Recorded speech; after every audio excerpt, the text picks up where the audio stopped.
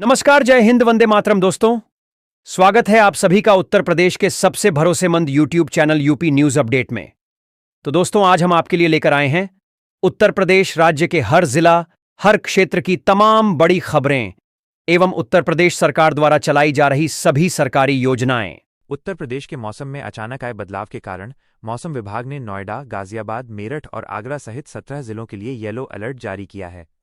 पश्चिमी विक्षोभ के हिमालयी क्षेत्र में सक्रिय होने से मैदानी इलाकों में कम दबाव का क्षेत्र बन रहा है। प्रशासन ने लोगों को सलाह दी है कि वे खराब मौसम के दौरान कच्चे मकानों और पेड़ों के नीचे शरण न लें। विशेषकर बागवानी करने वाले किसानों को सतर्क रहने को कहा गया है, क्योंकि ओलावृष्टि की भी हल्की संभावना बनी हुई है। अगली खबर है कि मौसम केंद्र लखनऊ के अनुसार आज प्रदेश के मध्य और पश्चिमी हिस्सों में धूल भरी तेज आंधी चलने की संभावना है। हवाओं की गति 50 से 70 किलोमीटर प्रति घंटे तक पहुंच सकती है, जिससे बिजली के खंभे और साइनबोर्ड गिरने का खतरा है। बिजली विभाग को हाई अलर्ट पर रखा गया है, ताकि आंधी के कारण होने वाले पावर कट को जल्द से जल्द ठीक किया जा सके। शहरी इलाकों में नगर निगम को जर्जर इमारतों और होर्डिंग्स की जांच करने के निर्देश दिए गए हैं।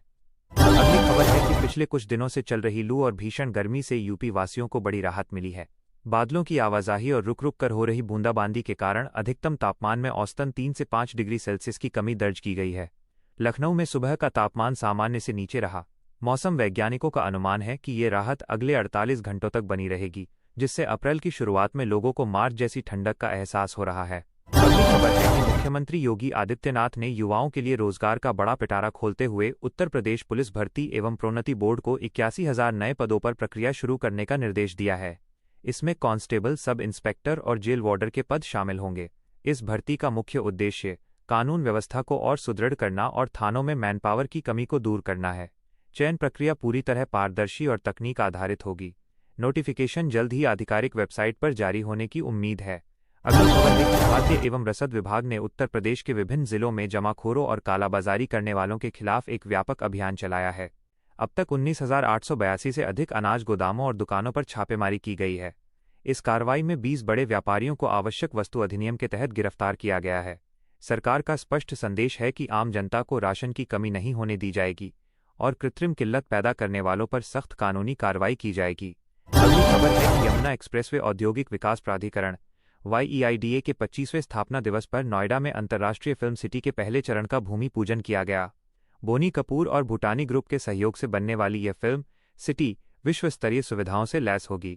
मुख्यमंत्री ने कहा कि इससे उत्तर प्रदेश के कलाकारों को स्थानीय स्तर पर रोजगार मिलेगा और हॉलीवुड, बॉलीवुड की तर्ज पर यहां फिल्मों की शूटिंग हो सकेगी।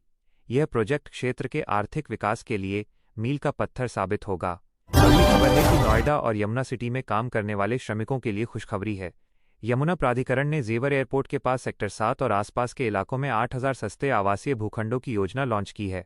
ये प्लॉट्स विशेष रूप से उन मजदूरों और कामगारों के लिए हैं जिनकी आय कम है। योजना का उद्देश्य एयरपोर्ट और आसपास के उद्योगों में काम करने वाले लोगों को उनके कार्यस्थल के करीब ही छत मुहैया कराना है, ताकि उनका जीवन स्तर सुधर सके। अगली खबर है कि ग्रेटर नोएडा वेस्ट के लाखों निवासियों को मेट्रो का इंतजार अभी और करना होगा। केंद्र सरकार के शहरी विकास मंत्रालय ने पुरानी DPR को तकनीकी खामियों और रूट में बदलाव की आवश्यकता बताते हुए वापस भेज दिया है। सरकार चाहती है कि मेट्रो कॉरिडोर को न केवल नोएडा से जोड़ा जाए, बल्कि इसे भविष्य की ज़रूरतों के हिसाब से अधिक व्यापक बनाया जाए। अब नोएडा मेट्रो रेल कॉरपोरेशन को दोबारा सर्वे कर नई रिपोर्ट जमा करनी होगी। अगली खबर है कि उत्तर प्रदेश आतंकवाद निरोधक दस्ते ATS ने नोएडा के सेक्टर 63 में एक हाईटेक अवैध टेलीफोन एक्सचेंज का पर्दाफाश किया है।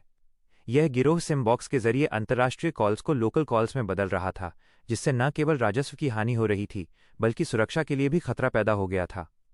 पुलिस ने मौके से सैकड़ों सिम कार्ड और इलेक्ट्रॉनिक उपकरण बरामद किए हैं। आशंका है कि इसका उपयोग सीमा पार से होने वाली संदिग्ध गतिविधियों में किया जा रहा था। अगली खबर है कि प्रवर्तन निदेशालय ED और यूपी पुलिस ने पूर्व MLC मोहम्मद इकबाल के खिलाफ जांच तेज कर दी है। जांच में सामने आया है कि बसपा शासन के दौरान कौड़ियों के भाव बेची गई 3 बड़ी चीनी मिलों को फर्जी कंपनियों के जरिए खरीदा गया था। इन मिलों की बाजार कीमत 1,000 करोड़ रुपए से अधिक थी, लेकिन इन्हें महज 30 करोड़ रुपए में हड़प लिया गया। प्रशासन अब इन संपत्तियों को कुर्क करने की प्रक्रिया शुरू कर चुका है। अगली खबर है कि इलाहाबाद हाईकोर्ट ने प्रदेश में सक्रिय हनी ट्रैप गिरोहों के बढ़ते मामलों पर गंभीर चिंता व्यक्त की है। कोर्ट ने पुलिस महानिदेशक को निर्देश दिया है कि ऐसी महिलाओं और उनके गुर्गों की पहचान की जाए जो प्रभावशाली लोगों को प्रेम जाल में फंसाकर उनसे मोटी रकम वसूलते हैं। कोर्ट ने कहा कि कई मामलों में झूठे दुष्कर्म के मामले दर्ज कर निर्दोषों को प्रताड़ित किया जा रहा है, जिसे रोकने के लिए एक विशेष टास्क फोर्स की जरूरत है। अगली खबर है कि गाजियाबाद पुलिस ने एक ऐसे कॉल सेंटर पर छापा मारा है जो मैट्रिमोनी साइट्स के जरिए ठगी कर रहा था। आरोपी सुंदर लड़कियों की प्रोफाइल बनाकर युवकों को शादी का झांसा देते थे और फिर रजिस्ट्रेशन या अन्य शुल्क के नाम पर पैसे ऐंठते थे। पुलिस ने इस मामले में 5 लोगों को गिरफ्तार किया है। आरोपियों के पास से दर्जनों मोबाइल और डेटा शीट मिली है, जिसमें हजारों संभावित पीड़ितों के नाम और फोन नंबर दर्ज थे। अगली खबर है कि नोएडा पुलिस ने डेटिंग ऐप्स के जरिए लोगों को डेट पर बुलाकर लूटने वाले एक शातिर गिरोह के 3 सदस्यों को गिरफ्तार किया है। ये लोग लड़कियों के जरिए युवकों को सुनसान जगहों पर बुलाते थे और फिर हथियार के बल पर उनका मोबाइल, नकदी और गहने लूट लेते थे। जांच में खुलासा हुआ है कि इस गिरोह ने अब तक 60 से ज्यादा वारदातों को अंजाम दिया है। पकड़े गए बदमाशों के पास से चोरी की बाइक और अवैध हथियार बरामद हुए हैं। अगली खबर है कि मुजफ्फरनगर में वीरता की एक दुखद घटना सामने आई है। एक चोर का पीछा करते हुए सिपाही ने चलती ट्रेन में छलांग लगाने की कोशिश की, लेकिन पैर फिसलने के कारण वो पटरी के नीचे आ गया। इस हादसे में सिपाही ने अपने दोनों पैर गंवा दिए हैं। सिपाही की हालत गंभीर बनी हुई है और उसे दिल्ली के एम्स अस्पताल में भर्ती कराया गया है। मुख्यमंत्री ने सिपाही के इलाज का सारा खर्च उठाने और उसे उचित सहायता राशि देने की घोषणा की है। अगली खबर है कि इलाहाबाद हाईकोर्ट ने नोएडा अथॉरिटी के खिलाफ एक ऐतिहासिक फैसला सुनाते हुए सैकड़ों किसानों के पक्ष में आदेश दिया है। कोर्ट ने कहा कि जिन किसानों की जमीन अधिग्रहण की गई है, उन्हें 64.7% अतिरिक्त मुआवजा तत्काल दिया जाए। इसके अलावा किसानों को विकसित भूखंड देने की प्रक्रिया में भी तेजी लाने को कहा गया है। इस फैसले से नोएडा के कई गांवों के किसानों में खुशी की लहर है, जो पिछले कई दशकों से कानूनी लड़ाई लड़ रहे थे। अगली खबर है कि नोएडा के सेक्टर 30 स्थित जिला अस्पताल में स्वास्थ्य विभाग की एक बड़ी लापरवाही सामने आई है। अस्पताल में इंसानों के इलाज के लिए ऐसी 60,000 सिरिंज मंगवा ली गईं, जो केवल जानवरों के वैक्सीनेशन में उपयोग की जाती हैं। गनीमत रही कि नर्सिंग स्टाफ ने समय रहते इन्हें पहचान लिया और मरीजों को नहीं लगाया।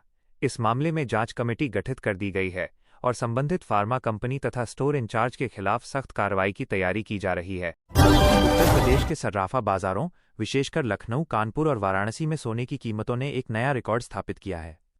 अंतर्राष्ट्रीय स्तर पर आर्थिक अनिश्चितता और विभिन्न देशों के केंद्रीय बैंकों द्वारा सोने के भंडार को बढ़ाने की नीति के कारण वैश्विक बाजार में सोने की सप्लाई कम हुई है। इसका सीधा असर उत्तर प्रदेश के स्थानीय बाजारों पर पड़ा है, जहां 24 कैरेट सोने का भाव अब 1,51,000 रुपये प्रति 10 ग्राम के स्तर को पार कर गया है। कीमतों में इस भारी बढ़ोतरी के बावजूद राज्य में शादी विवाह के आगामी सीजन को देखते हुए आभूषणों की मांग में कमी नहीं आई है। मध्यम वर्गीय परिवारों के लिए 22 कैरेट सोना, जो गहने बनाने में सर्वाधिक उपयुक्त होता है, अब 1,38,500 रुपये प्रति 10 ग्राम के आसपास मिल रहा है। सराफा विशेषज्ञों का कहना है कि अगर वैश्विक परिस्थितियां इसी तरह बनी रहीं तो आने वाले महीनों में कीमतें और ऊपर जा सकती हैं।